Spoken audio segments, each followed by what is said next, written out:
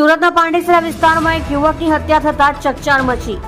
સુરતના પાંડેસરામાં સિદ્ધાર્થનગરની પાછળ કચરા પ્લાન્ટ પાસે થવા પામી હતી એક યુવકની હત્યા.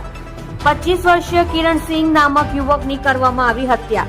મૃતક કરણસિંહને માથાના ભાગે બોધડ પદાર્થ વડે હુમલો કરી હત્યા નિપજાવવામાં આવી હોવાનું સૂત્રો દ્વારા માહિતી મળી. સુરતની પાંડેસરા પોલીસનો કાફલો અને ઉચ્ચ અધિકારીઓનો કાફિલો ઘટના સ્થળ પર આવી હત્યાનો ગુનો નોંધી આગળની વધુ તપાસ હાથ ધરી છે. તમે જોઈ રહ્યા છો લોકચક્ર ન્યૂઝ 24 ઇબ્રાહિમ શેખની સાથે.